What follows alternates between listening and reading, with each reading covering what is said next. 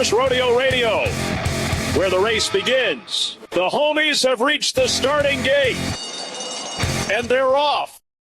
All right, let's go. What's going on, Olivia? How you doing, Matt? Living the dream. Finally got Brian back on a podcast, like with a guest. So that's a special moment. It's been a minute.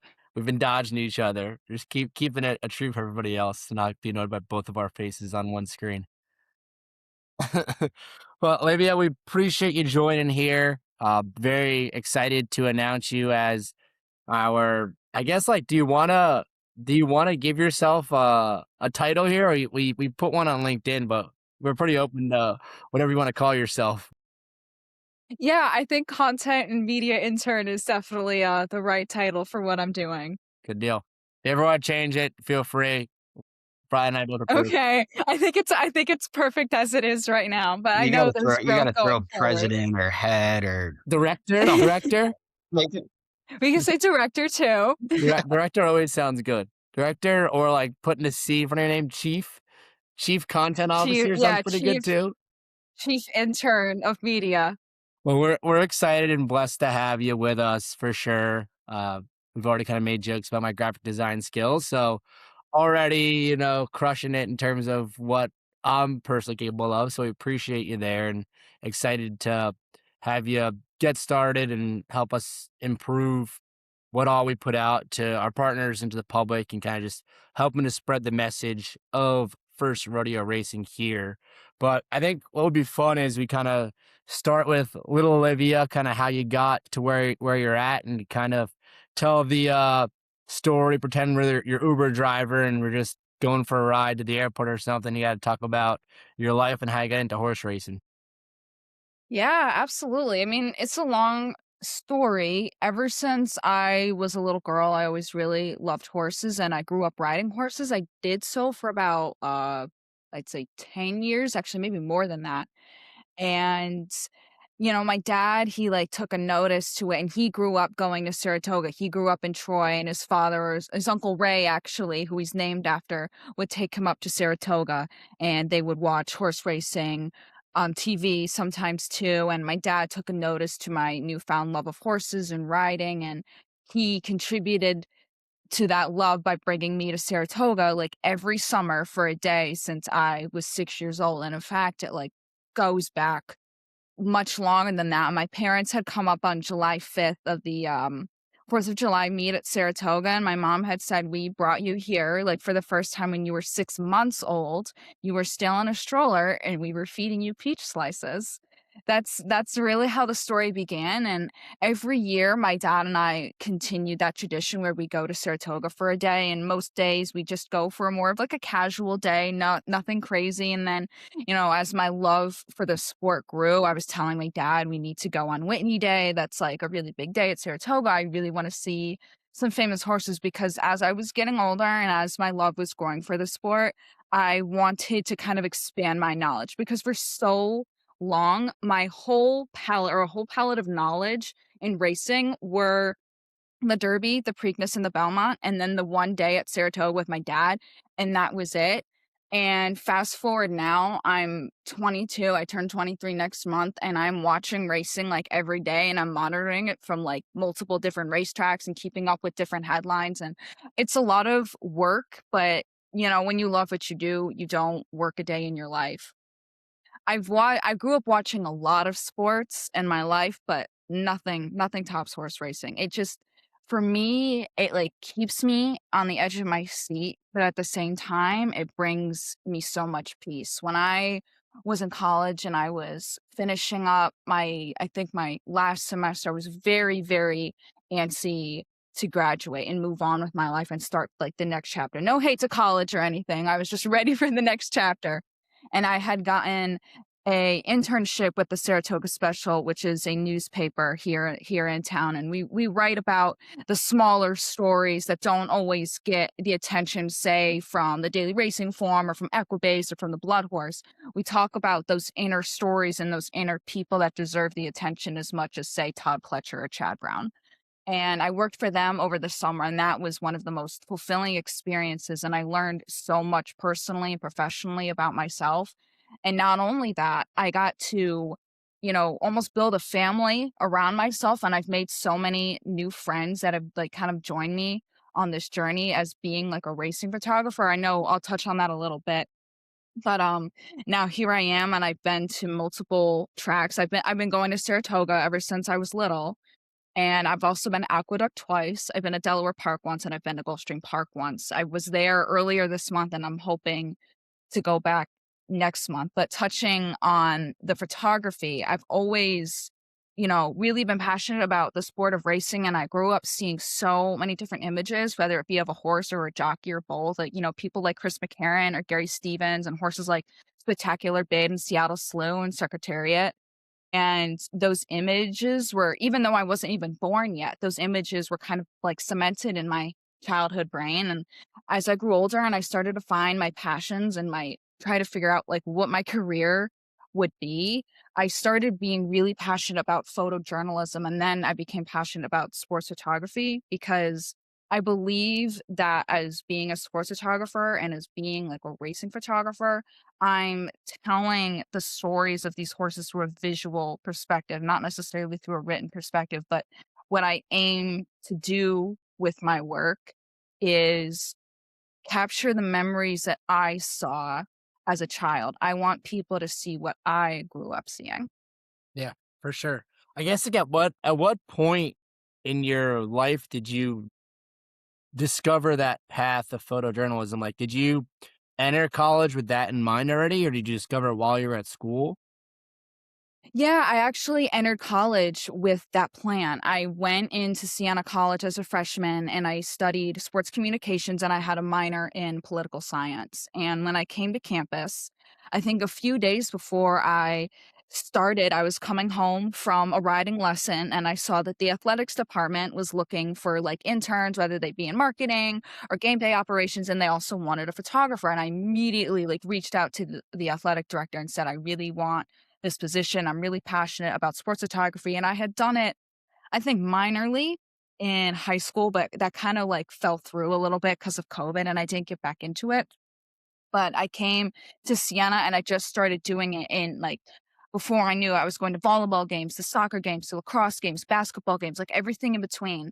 And I started to notice my work grow and my capabilities grow. And before I knew it, like I had this like big fancy camera and everything. And I was at all these different kinds of games, like sitting on the sidelines and being stuck in a snowstorm photographing a lacrosse game. And it was very fulfilling experiences like that that taught me what I know now. What was your favorite sport to photograph, and why was it lacrosse? Honestly, in high school, I thought it was like the strangest sport. I thought, why would anybody play this? It just looks so strange.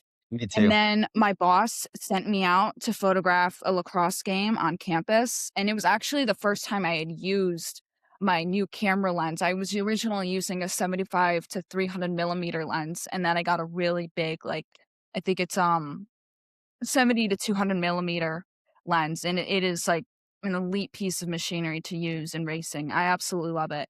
And I've started taking pictures out there, and everything just clicked. Usually when I start with a new sport, even if it's baseball or basketball, which I've watched, I have to adapt to it for a while. In lacrosse, I really felt that I was going to be challenged because those players, they move very, very quickly, and that ball is like this big, and it's sitting in the divot of a net. So I could easily get faked out by some player and be tracking the wrong player when someone else has the ball. But aside from horse racing, it's the sport that came most naturally to me. And I really like got to understand like the sport and why people are so passionate about it. And really, if you watch it, it is a really, really beautiful game to watch. There is so much passion from fans, especially at my school. All the parents of the players, they would like tailgate in the parking lot, and they welcomed me to join too. And that made me feel like I was a part of the family. And beginning to photograph lacrosse, like that was honestly like one of the like best sports. And I would, if I wasn't photographing horse racing, I'd be working in lacrosse right now. Smart answer. Yeah. Played Division I lacrosse at Hartford. Yeah, we used to play Siena. Oh, wow. That's It was amazing. always freezing and cold, and Yeah, and I know everybody talks like, "Oh, lacrosse is a spring sport." It's not a spring sport. It is not. It is Not it when is you a winter sport. in New Not in the York and Northeast. most of the Northeast. That's very cool. You guys share the lacrosse bond. You could ask Brian. My one shift playing beer league lacrosse, 2 3 summers ago did not go great on the offensive end. I was locked down D on defense though. So, It was all Nolan's yep, fault. He should have put that on your yep. stick. Oh gosh. The Saratoga Special, I think, is a really, really. I mean, it's a great newspaper to read when you're in town, and it's probably world famous, I would say. And then the intern program is definitely prolific. So congratulations, it's a great program to have gone through. It might be cool to tell the story of, all right, kind of like what you were thinking coming in day one, maybe one or two of like your favorite days, working for the special, and then kind of how you felt at the end and kind of where things part at the end of the meet. Yeah, that's something I'd love to talk about. When I started at the special, my goal is always what it is: tell those stories and tell them in the right. I said to Tom Law, who hired me, shout out to Tom, thank you so much for giving me the position. I said to him, people, you can write a story, you can write an article, you can have all these names, you can have all these quotes, but what really is going to make it and what really is going to draw people to read it is the photo that tells those stories. And there were so many pictures that I took that like told stories, and it was honestly like it was such an honor to see, to just grab that paper off the rack and just see like the images that were there. And, Hannah Bonchkowski was another photographer that I worked with, Samantha Decker, Dave Harmon, all of them, to see our work like combined, like, and just to create this like beautiful piece of journalism was just amazing. I think the first few days, I threw myself into deep water. I did not wait until the summer meet. When I graduated college, I graduated on May 18th. And just days later, I was going to the Oklahoma track in the morning because I wanted to kind of get myself used to the backstretch, get myself used to photographing horses again, because I hadn't done it since 2024. And I wanted to come back and I wanted to just like really feel that again. And I remember it was June 1st, just days before the Belmont meet had started, and that's where I was really starting to feel like kind of the energy in town start to ramp up. Like, people are talking about sovereignty, people are talking about journalism. This is going to be a rematch of the Kentucky Derby. And that day, like June 1st, I saw journalism work on the main track with Umberto Rispoli. And then I saw Sovereignty work on the Oklahoma with Neil Poznansky aboard. And I remember that day just being on the main track and then just running across Union Avenue and just like rushing around the backstretch, like trying to find Barn 61, because that's where journalism was getting his bath. And then it was like all the way to the rail for the Oklahoma. And then there was Sovereignty. Like those were like my first few days out of college. I was photographing some of the best horses in the sport and some of the best, like the two best 3-year-olds from the crop last year. Belmont meet came around, and I won't lie, I was very, very nervous, and I did feel a little bit of imposter syndrome because I'm like, am I like built for this? Can I handle this? And looking back on it, I locked in like right when the time was right. If you're ever nervous, like my advice to somebody who's getting into this, like if you're nervous about the big moment, there's no reason to be nervous about the big moment, because if you are nervous about it, you're going to trip up and you're going to mess up, and then you're going to feel even worse about it. It's going to come to you, and it came to me at the right moment. And I remember the day before the Belmont on Acorn Day, it was a downpour here, just an absolute deluge. The track was slop. And I remember standing out there, and I've got my camera, and it's all wrapped up in plastic to protect it from the rain. And I'm wearing a poncho, and I've got a media bib, and I've got a pass underneath. And I'm like shaking out there, and I'm like so cold. And I'm like, gosh, I can't stand this rain. I hate it. I hate it. But looking back on it, I am so glad I stood out there on that photo tower by the wire with some of the best photographers in the sport, like photographing a grade one. And that experience, like in hindsight, was one of the best experiences I've ever had. And I really do wish that I could go back and really relish in it a lot more. But over the summer, I really kind of just continued to execute on my mission of telling the best stories possible, and there's always a story to be told everywhere you looked. If like something ordinary to one person is something extraordinary to one of us photographers. We'd see one day I saw a little toddler in a stroller like taking apart the special, and there's all these papers everywhere, as she's sitting in her stroller, there'd be like a little setup of plushies at someone's picnic table. Or my friend Hannah, she got an amazing picture of Ricardo Santana Jr.'s goggles just reflecting the entire grandstand of Saratoga. Like me, her, Sam, and Dave, we were all able to capture those moments over the summer. And at the end, parting with the summer meet, it was hard. It's because in Saratoga, like once that summer meet ends, there's like not much else to do, and I was very nervous about where my career was going because things kind of took like a lull. But thankfully my father and my boyfriend and rest of my family, they were supportive of me, and they helped me. They pointed me in the right direction, and my boyfriend took me to Aqueduct, my dad took me to Delaware Park, and then recently I went down to Gulfstream, and I found myself like start to really grow again. But working with the special and just like being around everybody and this constantly going to writers, it's like, okay, who do we need a picture of this person, we need a picture of this horse. And I'll tell you, the mornings working for the special were honestly the best part. The afternoons are great, love it, but the mornings truly is like where you get to like really just take it in and understand like this is like what you're doing, like this is your job, like you're telling these stories. And just I had this like little notebook, and every morning I would have that notebook, and I'd have the names of the horses that I needed to get pictures of, and where their barn was and their trainer. And I'd be looking on Equibase and just walking through the barns, and I'd just be putting down thousands of steps every morning, even before the afternoon. And it just got me fired up. And I think I say these words to anybody with racing, the morning is where it's made. So many people see the afternoon and think that's just it. People just see like the glitz and the glamour and the horses with the like big floral blankets. People like not everybody sees people getting up at like 3, 4, 5 in the morning to make sure these horses are fed, they're hot walked, they're bathed, they're worked out, everything. People don't always see that. And being out in the morning for the Saratoga Special, it makes you appreciate not just what I was doing from a journalism perspective, but from a racing perspective. For sure. I think it's like there's a certain energy on any racetrack in the morning. I think even more so at Saratoga. There's like a few things that like really stood out to me and what you said there. I think the attention to detail, I think the goggles story tells it very well. The toddler with the special tells it very well.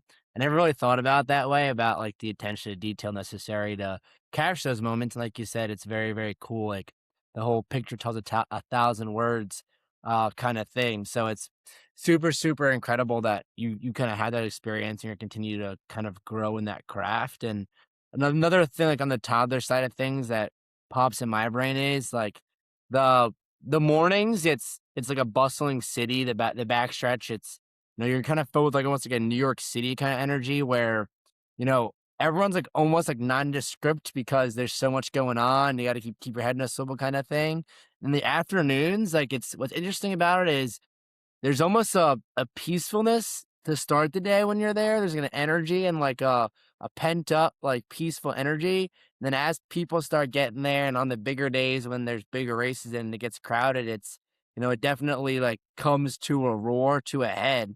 But I think, the toddler story, like you walk around, I think what's so cool about horse racing in general, especially at Saratoga, is you can really make of it what you want. And like there's something for everybody there. So whether you're in Saratoga, just on vacation, you want to, chillax, go out to the Oklahoma in the mornings, have a cup of coffee out there, relax, enjoy the vibes. If you're there for a bachelorette, or like meeting up with your college buddies, you want to get after it, like there's plenty of space for that too. If you're bringing your family, it's a great family atmosphere. I think horse racing is the one sport to me that's very welcoming of a full family. Like you try to go, to a football game or a baseball game now, it's like crazy expensive to get in, crazy expensive to get the, concessions. And I think the whole horse racing is for everyone thing is a good marketing campaign that's been, done before, but needs to be done again, in my opinion. Yeah, and honestly, going off of like the whole thing where you just touched upon like the energy at Saratoga, I felt that day in and day out, especially on like some of the bigger days, especially like on Whitney Day, on Travers Day, on Acorn Day, and on Belmont Day. Belmont Day was just next level. I have never seen Saratoga look like this in my whole life, you know? And, you get there to the track and, you see a lot of people and you feel like your body start to get excited. It's like, oh my gosh, you like got all these people here. Like they're going to see some of the best horses ever. And the funny thing is you're at the Belmont Stakes at Saratoga and you could be surrounding yourself with millionaire owners or people that are just getting into racing and they want to come to Saratoga and they want to see something exciting. And I could really, really feel that energy, right before the Belmont Stakes, because people are singing New York, New York, and they're bringing the starting gate out. I'm standing on that tower with other photographers. I'm watching the horses come out, and people like once those horses came out, like you could feel the crackle in the air. It was crazy. Once they broke from the gate and then they went around, and I remember when they turned for home, I had heard Saratoga reach a noise level I don't think I'll ever hear again. It was just insane. And it's so hard, to hear all that noise and you have to like calm yourself because you can't be too excited when you're taking your pictures. You have to like be really, really locked in and focused to what you're doing. But that noise level and that energy at Saratoga and just seeing all of those people just be so excited. And the amazing thing is about the Belmont energy that was there is for so many people, they got to see the Kentucky Derby replay again in front of their own eyes. Like Saratoga got its own Kentucky Derby. Yeah, I wish journalism would have won because Brian Yeah. and I have an ongoing bit where we think sovereignty's Mickey Mouse. He didn't dance every dance versus journalism who danced every dance times two. And you're talking to like one of the biggest fans of Oh Sovereignty right now. no. I absolutely love that horse. Can't travel. Would Can't travel. you, Has to at home.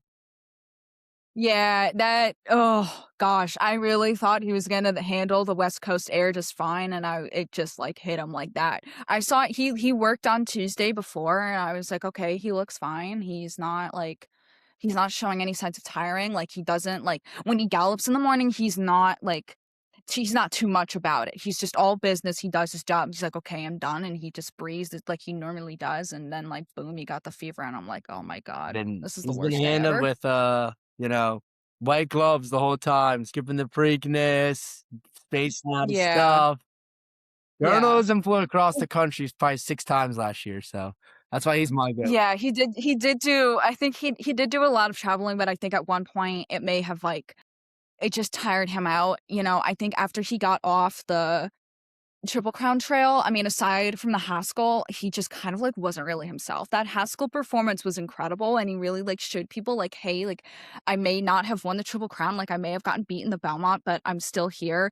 And it was very interesting. I think around most of the year last year, it was really going back and forth between whether Sovereignty or Journalism would win Horse of the Year, and they both equally had the opportunity to do so. And I felt that the Breeders' Cup Classic was going, to really be the decider for Horse of the Year. It was, if it's if Sovereignty wins, okay, he's definitely winning Horse of the Year. And if Journalism wins, he could also win Horse of the Year too. It really was going to be either or horse. do you find some horses are just more photogenic than others that just kind of always Gosh, yes. Oh leave? gosh, yes. Yes, absolutely. That's something I'm really glad you asked me about. Sovereignty is definitely the most photogenic horse I have ever come Makes sense, across pretty boy. in my life. He really being around him. There was one morning where I went to the Oklahoma. It was October 17th. It was starting to get really, really cold. So I started going there really early to try to get some pictures of him after his workout, grazing, getting a bath or whatever.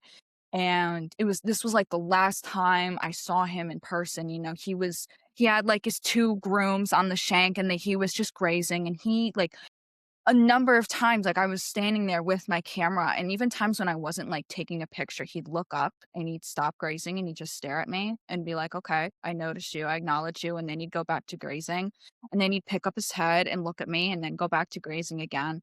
And there was, a one moment where he was grazing, I was, like, taking pictures because I wanted to get, like, the morning sun on his face, and he picked his head up and he looked right at my camera, and then he picked his head up even higher and, like, turned his head a little bit, and the sun was just hitting him, like, in the most, like, perfect way, and I remember feeling my heart jump because I was the only photographer there, and I was, like, taking these pictures that, like, only I could have, and it was a very validating moment, but I was looking at this horse and I'm, like, photographing, like, the possible horse of the year right now, like, here he is just as himself, like, there's no pageantry, there's not all of these people, it's just him and his caretakers, and that's it.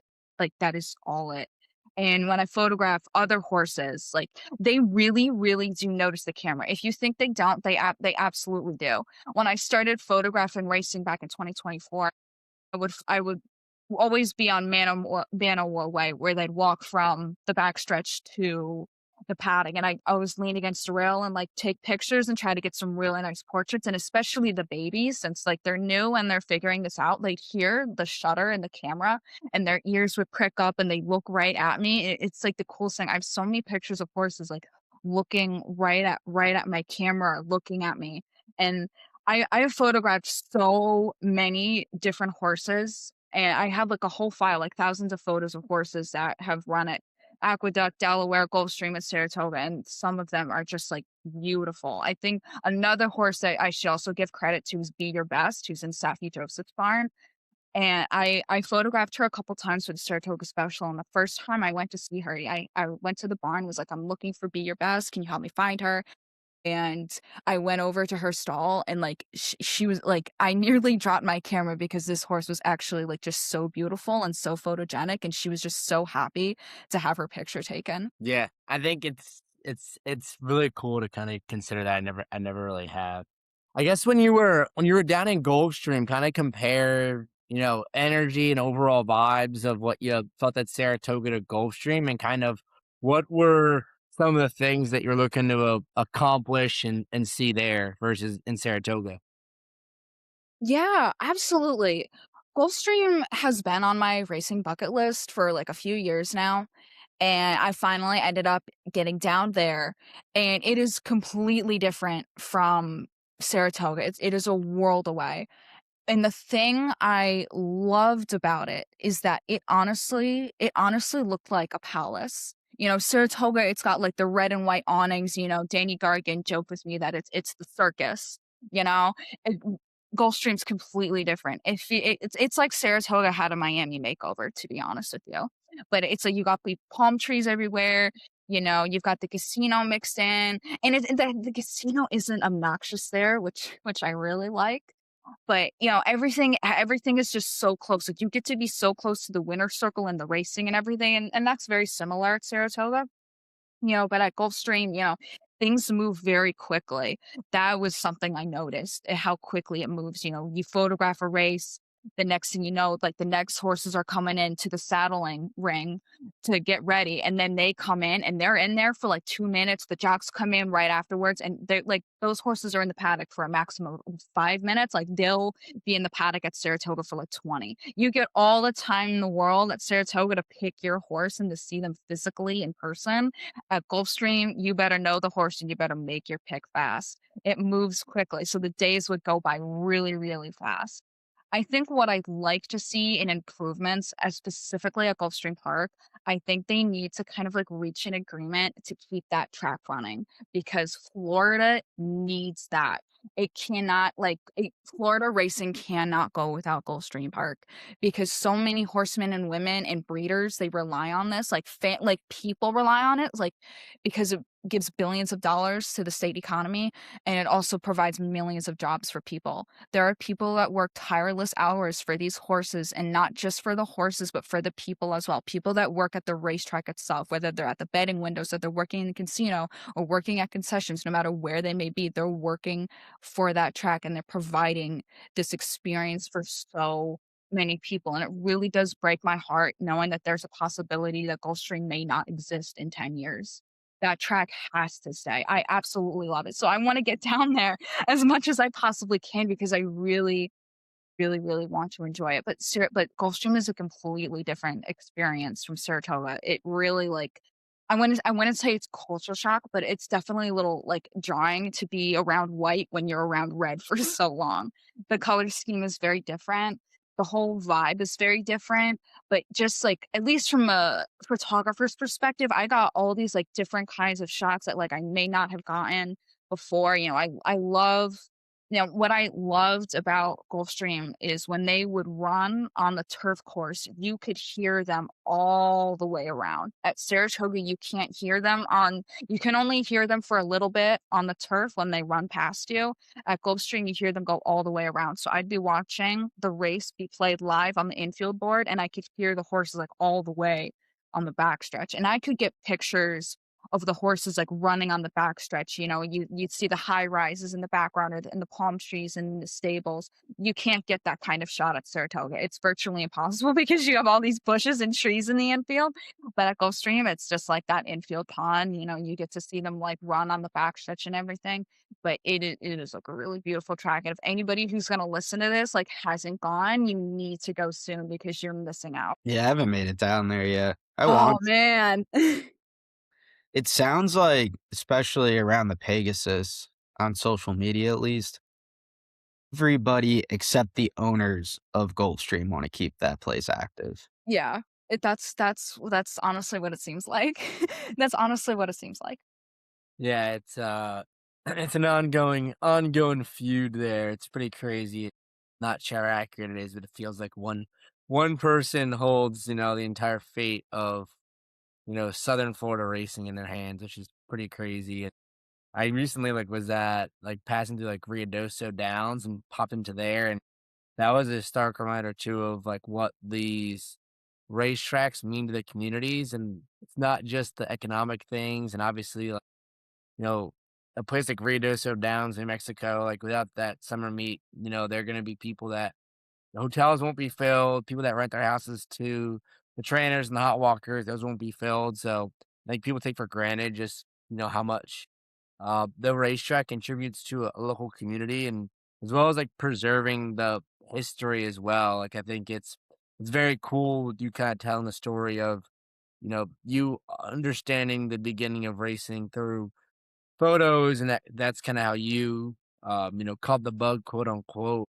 and I think it's important to preserve some of that history as well because at the end of the day, it's not everything needs to be a cookie cutter high-rise apartment. Exactly.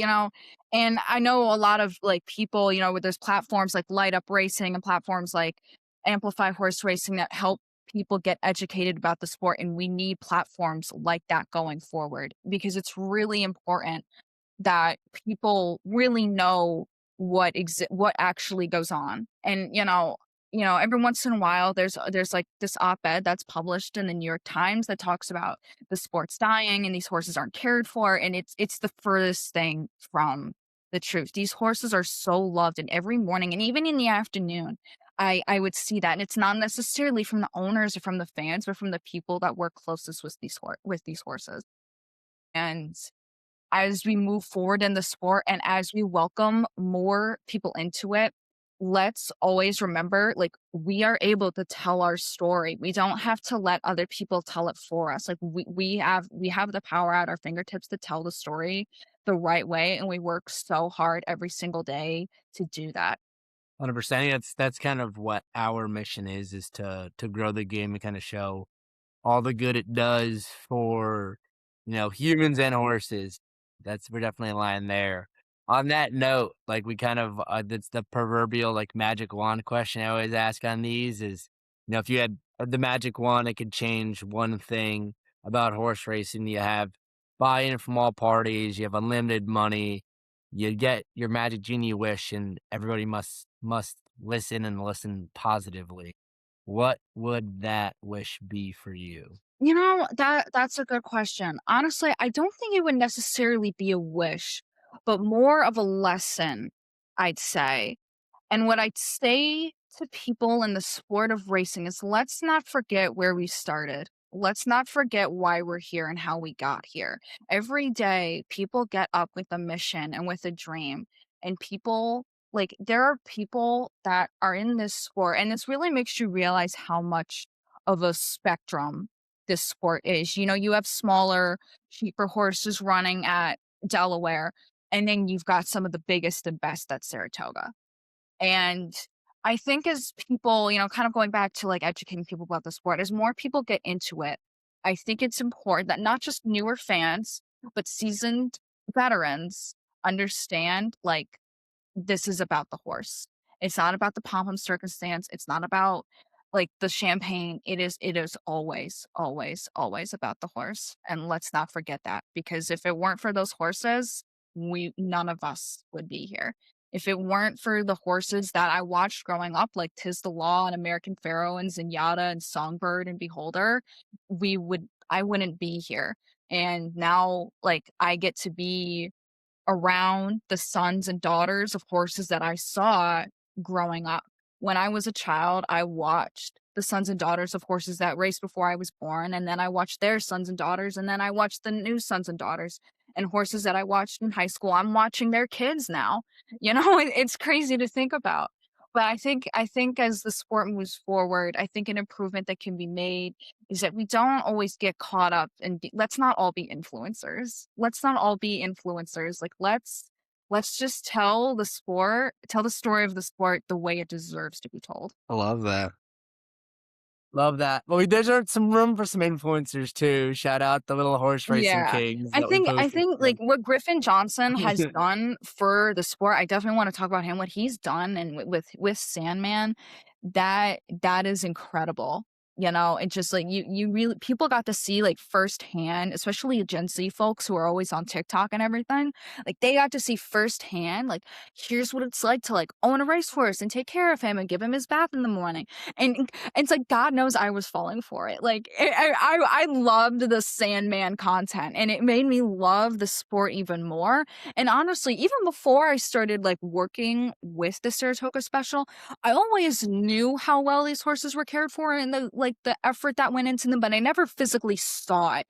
And Griffin Johnson like brought that to the minds of so many people. Yeah, I think there's so many different avenues you could take in terms of the storytelling side of things. And I think that's to my earlier point where like, you could be the star of your own movie. I think it's important to look around while you're at the track in the mornings and the afternoons. I think it's some of the best people watching, and you'll also learn a lot. There's a lot of wisdom that's imparted on the backstretch, as well as at the betting windows and talking to the guy next to you about who likes in this race. And then in Saratoga, especially, I mean, with the sale there, Whitney weekend, you go across the street and you could rub elbows with Bobby Flay at the bar or talk to the guy next to you. And you end up looking him up afterwards. He was like some former, executive at some place. And it makes sense because, you might talk to him for 10 minutes, but you came out of it with a little piece of wisdom that you wouldn't have had otherwise. So I think that's to me what makes it so special is there's so many stories to tell. There's so much to learn, and it's just centered around the love of the horse, love of the game. A very special thing that I feel a responsibility to push it forward and spread it and expand it to make sure my kids have the same opportunity I have to explore life through the lens of the horse racing. Yeah, absolutely. Absolutely. On that note, I think it'd be cool to, maybe touch on your Instagram page, kind of what your aspirations are, kind of what where you hope to be in the near and long term future. Yeah, I'd love to. My Instagram, it's the engine, or I'd say the camera is the engine. The Instagram is it's basically how I help tell my story. I run a company called ORW Sports Photography LLC, and helps me like get my photos out to people. So anybody from jockeys to trainers to owners can come to me and ask me like, "Hey, like I really would like some pictures of me doing this, or we want some pictures of our horse training in the morning or in the afternoon." People can come to me for that. And as I run my Instagram, like I kind of do it in a very minimalistic aesthetic approach. I never like to be like too much or too colorful because I want people to just like focus on the photo itself. But that Instagram, like every day, I am going through Equibase, looking at horses that are going to be running. And I always try to look for horses that I have photographed before. And if that horse wins, like I'll post a photo of them, like, okay, here's a race winner at, Santa Anita or Gulfstream or Aqueduct or whatever.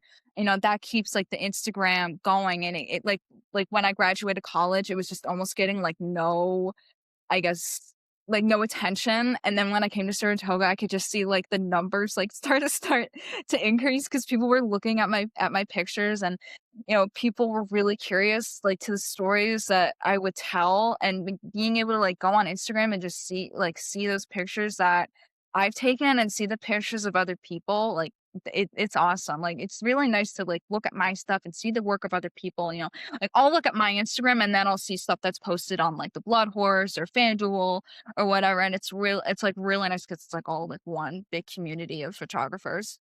Yeah, and follow it's livy.rose.photo. Livy with 2 V's, right? Yes, that is it. Livy, Livy dot rose dot photo. I believe that's it. I'll have to double check. I think But there's yeah, 2 that V's. is Okay, could be wrong.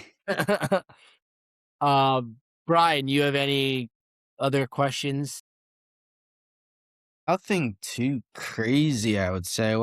I was trying to tell a story. Have you tried to maybe like track a horse's career through photos where maybe you could find them at like a yearling sale or even before they hit there and then try to wow. follow Yeah, it'd be them cool. just It'd be cool going to one of the farms, like when, like especially around now, it's foaling time, and kind of pick 2 or 3 and see if you could get lucky and get one that Yeah, goes out a bunch races.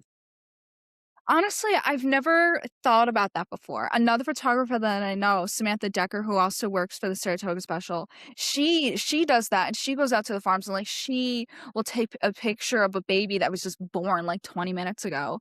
And then that horse will debut at Saratoga and like she'll be there. Like she has been around horses like being born, and then she like is there with them, and then she watches them debut and she's there to have pictures of them. I think the best horse that I've maybe like at least tracked in their career, like in somewhat, I think horses that I've photographed at Saratoga that I also photographed at Gulfstream Park. But I think, in terms of tracking their career, I think I'd say like Sovereignty's Summer, because he was like the horse of the summer. I mean, he was on the cover of the Saratoga Special 7 times, which is probably a record for us, I think. And, watching him like just come into town and, because when he came into town for the Belmont, it was like, it was like, I think I kind of like the magic of the Derby I kind of like drifted away, and it was all the focus of the Preakness because journalism had done something literally insane. And these 2 horses come in, and I remember like seeing him, and it was like, wow, like now like a big horse is in town. This is next level. And I just kind of like followed him all summer, just like from that very first morning on June 1st to some of the most random mornings where I'd see him, whether he'd be breezing or just getting a bath. And then even from going up to like Jim Dandy and then the Travers, and then after the Travers and he's still in Saratoga, I'd see him like in the mornings a few times. And, I just kind of like, I've been like kind of tracking him through my photos all summer. Feel free to either take the idea or say you're gonna take it and then never remember it again. But No, I'm I'll up for definitely like, remember it. I do want to get out to those farms at some point. the movie Spirit, it's, like, super, super, super old, but the intro is, like, the horse running from, like, when he's a baby until he gets old. That could Yeah. be a cool little, like, Yeah, evolution honestly, caveman thing that I love that idea. I love that. That would definitely get people hooked because I've definitely seen people, they video like a little baby like running through the field, not knowing who they're gonna be, and now here they are, like running in the Derby. yeah, because I think that's something me and Matt try to do with some of our unraced horses is try to give them a personality that people can follow. Like, sure, there's Patriot fans, but then there's people that would follow Patriots or even Taylor Swift's a better example, I guess. They'll follow, like, Travis Kelce's career now because a bunch of girls can put a personality behind some dude in a helmet out on a field. Yeah, yeah. Give him a story, give him a personality, and try to get people to maybe follow that more than Because if you try to follow horse racing in its totality, it's a big, scary beast. But if you could like narrow it down to a couple horses that maybe you like, and I mean, you might like one horse just because it's silly out in the fields and likes to roll over and play in the dirt or something. If that gets somebody into racing, I think that's Yeah. what you try to put out there. Yeah, definitely going off of that. Every horse has a personality and every horse has a story to tell. Every horse is worth taking a picture of because you'll never know like well where they're gonna pop up. I know I've said that Sovereignty is my favorite horse, but I have some other favorites. It's a lot of mott horses. I like a lot of mott horses because I would photograph so many of them in the morning. But I'll probably have to like look at my Equibase virtual stable because that's how I navigate all these like different horses. So I'll track like multiple horses at once and figure out like what they're up to. But I think some other horses that I like a horse named Newlin that is in George Weaver's barn. He hasn't had any updates, but I met him one morning. He's got like this big question mark on his head, and he's like the cutest horse, and he absolutely loves candy. I love Roswell. I love Sandman. There's a horse named Racing Driver that's down at Gulfstream. Another horse that I like is Praying. She's in Robbie Medina's barn. I photographed her for the Saratoga Special because she was going to be running in the Grade 3 Prior Rest Stakes, and she was the longest shot on the board, and she like went out and won it. And I got this amazing picture of Eric Cancel, who's riding her that afternoon, like celebrating in front of the camera right as they reached the wire. And I know I didn't touch on that enough, but before this ends, I do want to talk about that. The best part of working for the special wasn't just the mornings. I know I mentioned that earlier, but was going out in the morning and getting a picture of a horse and seeing them win the race that they were going to be running in. And Praying, she did just that. We had a number of other horses do it. I photographed Kilwin and Ragtime because they were going to be running in the test stakes, and they finished 1-2. And watching those horses like win those races, like I had like such like a happy feeling in my heart because it's like, okay, like this work that we did, it like paid off to another level. And I always like told myself, even if we did photograph a horse and the race, got postponed or it got canceled or the horse was scratched, that work, like that doesn't go unnoticed because people will still read about that horse.